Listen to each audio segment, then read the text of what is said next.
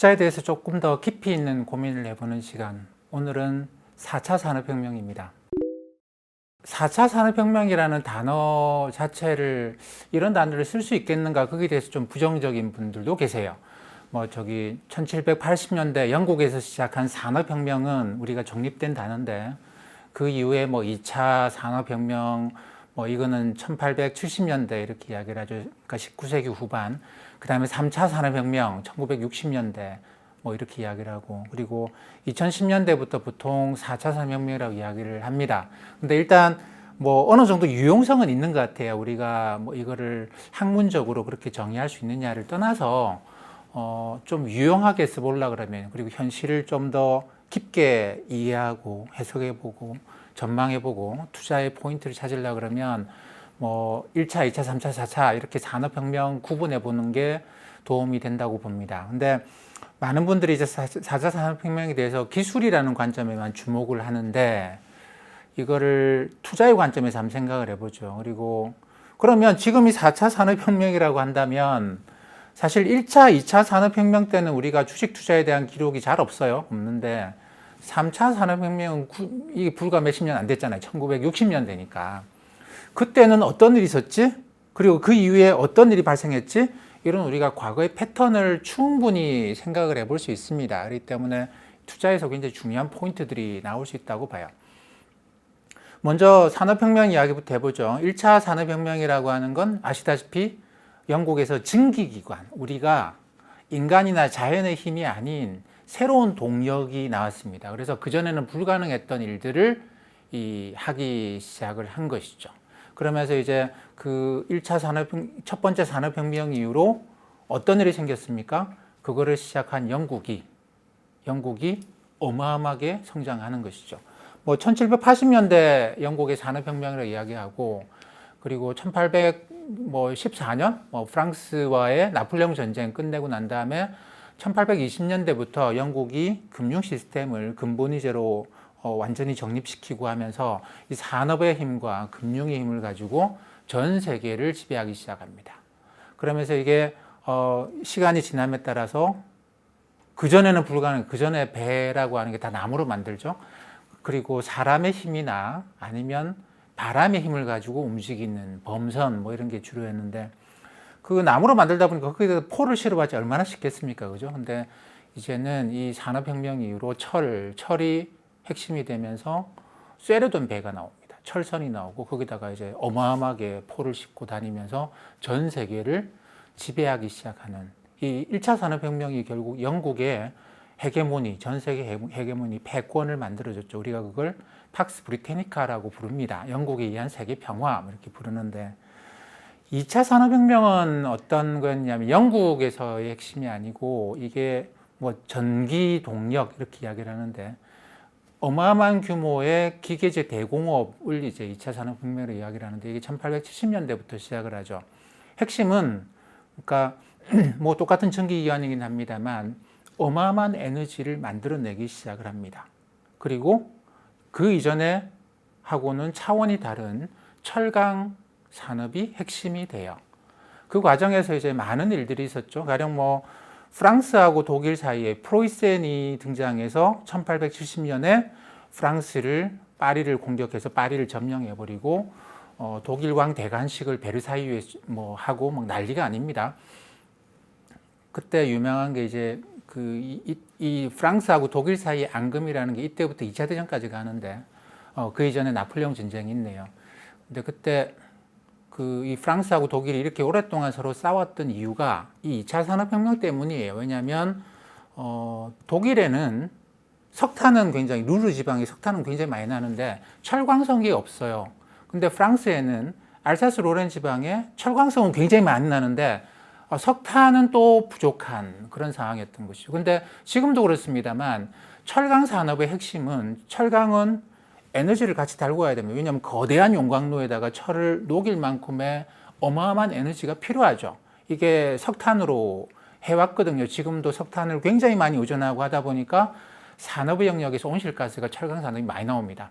근데 어쨌든 그 독일 입장에서는 철강이 없단 말이죠. 근데 산업혁명을 하려고 하니까 철강이 필요했어요. 그래서 프랑스를 공격한 것이 뭐 프랑스 프로이센 전쟁이고, 이거에 대한 보복으로 나중에 1차 대전이 끝나고 나면 이 알사스 로렌 지방을 이제 프랑스가 다시 차지할 뿐만 아니라 루르 지방까지 독일 이 지역을 점령하고 들어가고 뭐 난리가 아니었죠.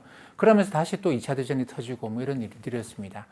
미국의 경우에도 마찬가지인데, 이게 거대 철강왕이라고 부르죠. 카네기. 철강왕은 어떤 존재겠습니까? 철강 산업에서 엄청난 독점력을 갖고, 여기다가 금융왕, 지금도 유명하죠. JP 모간의 금융왕 모간이 같이 들어와서 이 카네기의 철강 회사들하고 석탄 회사들을 다 합쳐서 하나의 어마어마한 거대한 회사를 만듭니다. US 스틸이라고. 이게 2차 산업혁명의 내용이었어요. 독일과 미국 중심이었거든요. 그 과정에서 어떤 일이 생겼겠습니까? 영국의 헤게모니가 무너지는 것이죠. 독일과 프랑스와 같은 신흥 강국들이 어마어마한 규모로 철강 산업을 키우면서 영국의 헤게모니에 맞서기 시작을 하고, 그러면서 결국은 이제 1차 대전까지 넘어갑니다. 영국의 헤게모니가 완전히 져버리고 헤게모니의 붕괴를 낳았죠.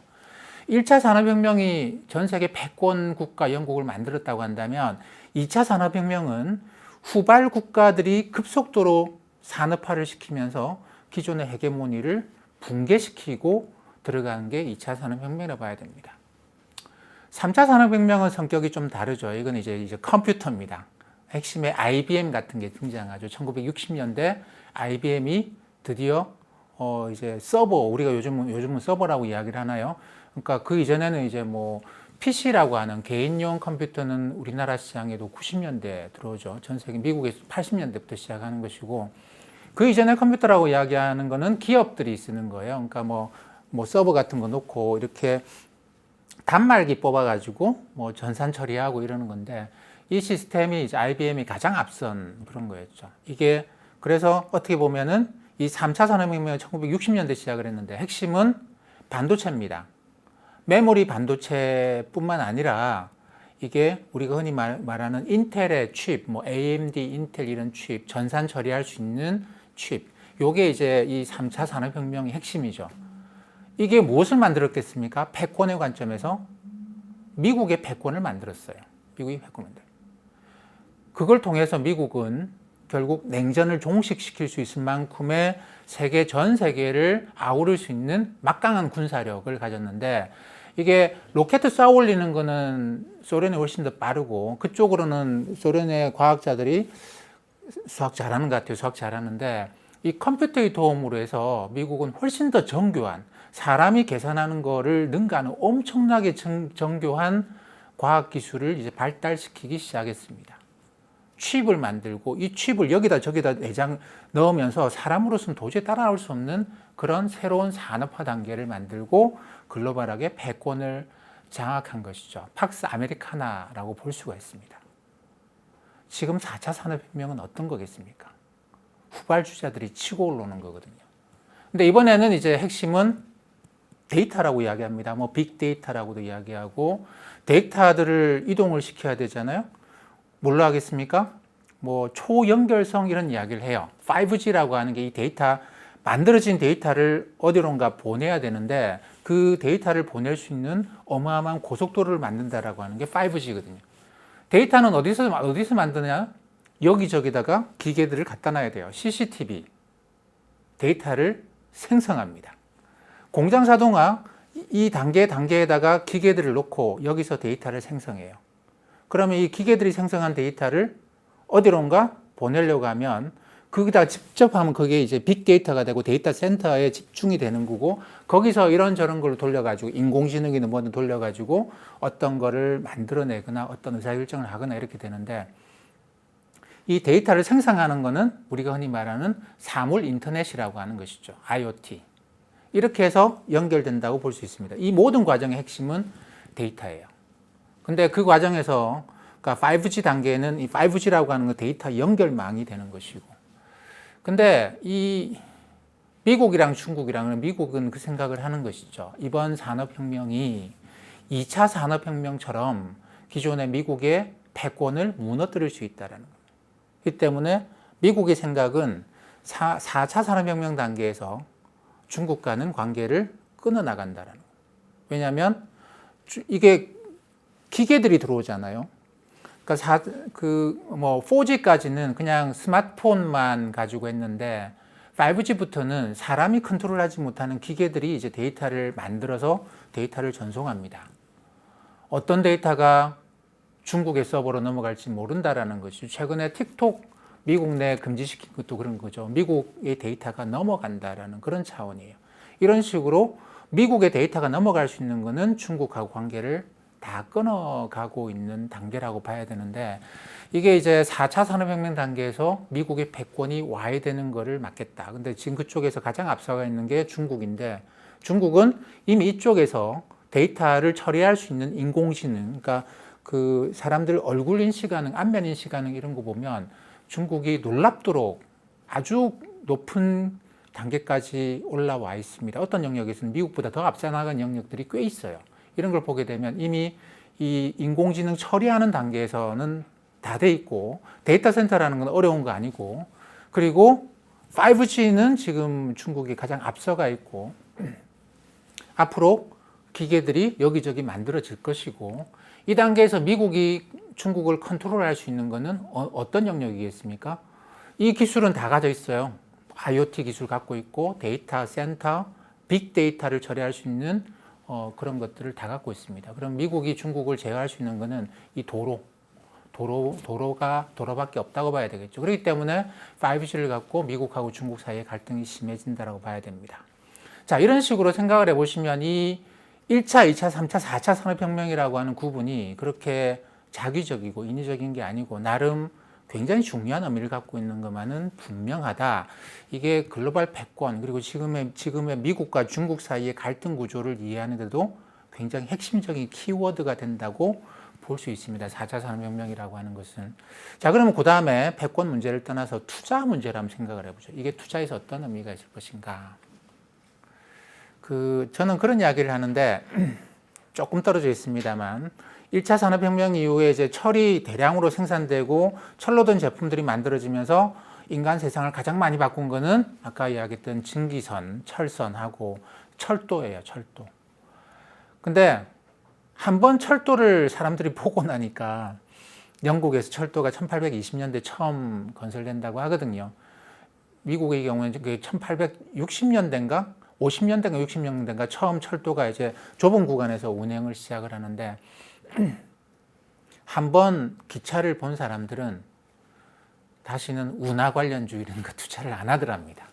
사실 철도가 이렇게 내륙의 운송을 담당하기 전에는 내륙의 운송은 마차 그거 산 못 넘어가잖아요. 그죠? 그러니까 운하로 배를 타고 내륙 운송을 했거든요. 그러니까 배가 못 가는 곳은 애초에 도시가 만들어지지도 않는 그런 것이었죠.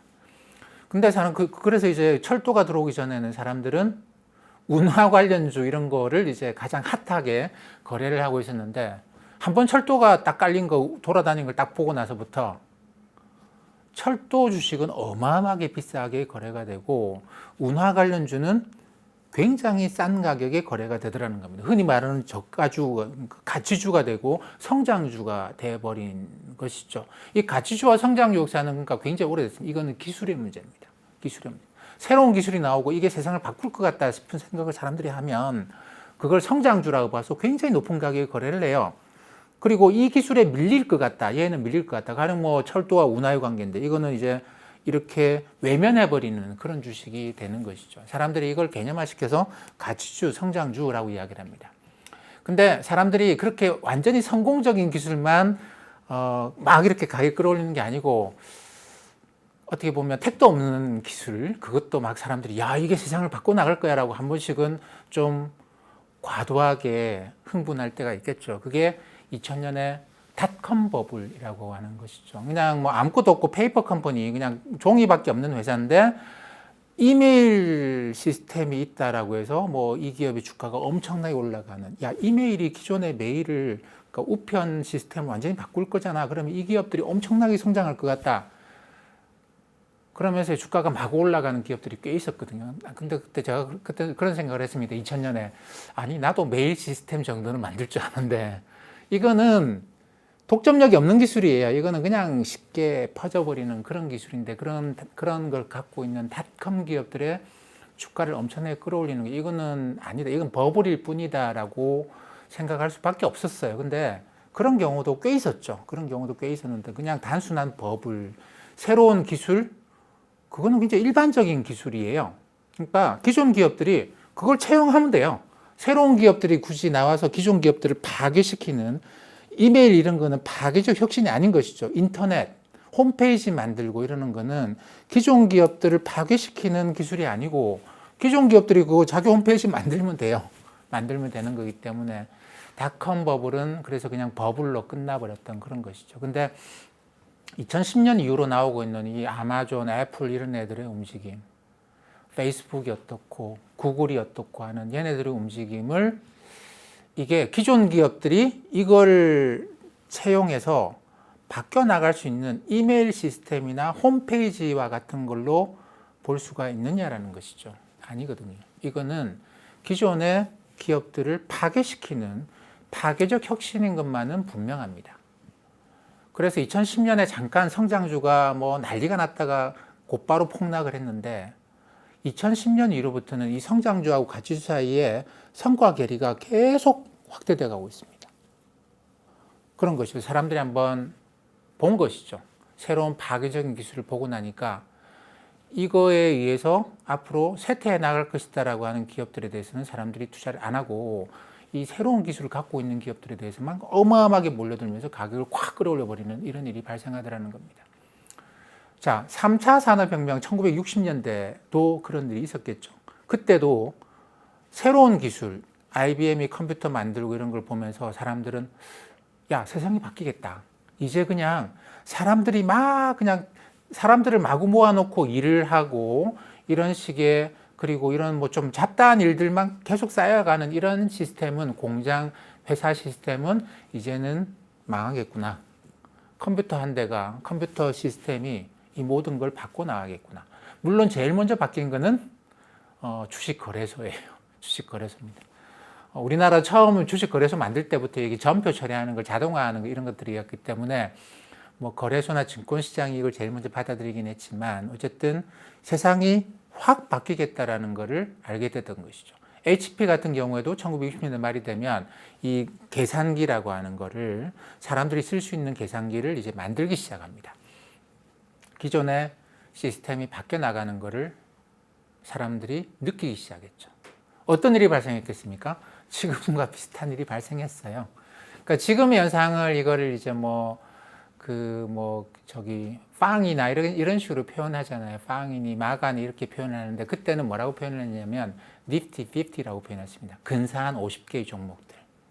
이게 이제 새로운 기술을 갖고 있는 종목들도 있고 뭐 IBM, HP 이런 애들도 있고 텍사스 인스트루먼트 이런 애들이 있죠. 그것 말고도 소비자들이 야 얘는 될 것 같아. 얘는 소비자들이 너무 좋아하는 기업들도 여기 들어갑니다.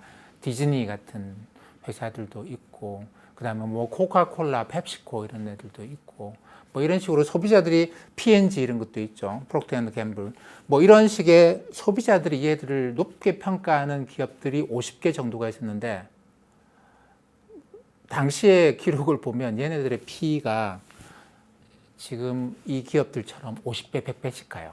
물론 테슬라는 뭐 1200배라고 이야기를 하지만 이건 앞으로 한 조만간에 100배 정도까지는 내려올 것 같아요. 돈을 벌어감에 따라서. 근데 지금 우리가 사람들이 막 선호하는 기업들 보면 아마존도 그렇고 뭐 이 50배, 100배 넘어가는 애들도 있습니다만 어쨌든 굉장히 비싼 영역 50배, 100배 요쪽 안에 막 들어와요. 요 기업들만 모아놓고 보면 P가 S&P 500 전체는 P가 한 23배 뭐 이 정도 보는데 이 기업들은 아마 50배 넘어가지 않겠는가 싶어요. 이 기업들 다 모아놓고 나면. 근데 그때도 비슷한 현상이 발생했다는 겁니다. 그때도 근데 사람들이 어떤 종목에 집중했느냐면 기술이 안만 바뀌어 나가도 이 기업들은 소비자가 계속 구매를 할 것이다. 이 기업의 제품들은. 그래서 그걸 개념화시켜서 경제적 해자라고 불렀습니다. 그러니까 성의 주변에다가 저기 침범하지 못하도록 거대한 이제 그 물을 파서 웅덩이를 만들어 놓고 그래서 저기 쉽게 침범하지 못하도록 만드는 그걸 해자라고 표현하는데 그런 경제적 혜자가 있다. 이 기업들은 다른 기업들 생겨봤자, 그래서 새로운 기술로 새로운 기업들 만들어봤자 사람들은 이 회사 제품을 쓸 것이다. 거기에 대해서 굉장히 높은 값을 주고 주식을 사고, 세상이 앞으로 어떻게 될지 모르기 때문에 얘들은 잘 모르겠네. 이거 안 될 것 같아. 이런 식으로 하더라는 거예요. 그리고 나서 이제 니프티 50 이후로 30년, 40년 지나고 난 다음에 학자들이 그때 이 종목에 투자했으면 어땠고 이 종목에 투자했으면 어땠을까라는 결과를 또 이제 열심히 또 연구를 했겠죠. 열심히 연구를 했습니다. 결과는 얘들보다 S&P 500의 성과가 더 좋았다라는 거예요. 얘들은 너무 비쌌다라는 것이죠. 그래서 얘들은 나중에 보니까 그렇다고 얘들이 주가가 떨어졌다는 건 아닙니다. 얘들도 주가가 올라갔어요. 근데 얘들 말고 전체 S&P 500이 미국의 대표적인 기업 500개가 더 많이 올라가더라라는 겁니다. 요거는 그렇게 올라가지 못하고.